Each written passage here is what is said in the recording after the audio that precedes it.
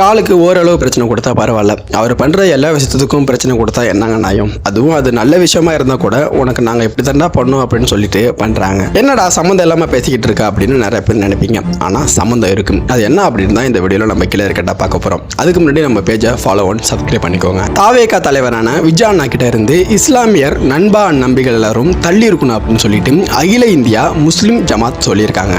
அது எதனால் அப்படின்னு பார்த்தீங்கன்னா, போன மாதம் அதாவது மார்ச் 7ஆம் தேதி சென்னை OMC கிரவுண்டில் நடந்த இப்தார் நோன்பு திறப்பு ஃபங்க்ஷனில் விஜய் அண்ணா கலந்துக்கிட்டாரு அப்படின்னும், அது மட்டும் இல்லாமல் அங்கே நடந்த ஒரு தொழுகையிலும் விஜய் அண்ணா கலந்துக்கிட்டாரு அப்படின்னு நம்ம எல்லாருக்கும் தெரியும். அது தமிழ்நாட்டில் ஒரு பெரிய நியூஸாக ஓடிக்கிட்டு இருந்தது. உடனே இதை குறித்து அகில இந்தியா முஸ்லிம் ஜமாத் என்ற அமைப்பு மூலயமா ஒரு நியூஸ் ஒன்று வருது. அது என்ன அப்படின்னு பார்த்தீங்கன்னா, குடியாரர்கள், சூதாட்டக்காரர்கள், சமூக விரோதிகள் இவங்க யாரையும் இந்த விருந்துக்கு அழைப்பது சட்ட விரோதமானது அப்படின்னும், யாரையும் அவர் பின்னாடி போகாதீங்க அப்படின்னும், தமிழக முஸ்லிம் எல்லாரையும் இவரை விட்டு விலகி இருக்கணும் அப்படின்னு சொல்லப்பட்டிருக்கு. இதுல என்ன தப்பு இருக்கு? ஒரு ஆள் பிறப்போருக்கும் எல்லா உயிருக்கும் அப்படின்னு சொல்லிட்டு ஒரு கொள்கையை வச்சுட்டு நான் எல்லாருக்கும் துணையா நிற்பேன் அப்படின்னு சொல்றாரு.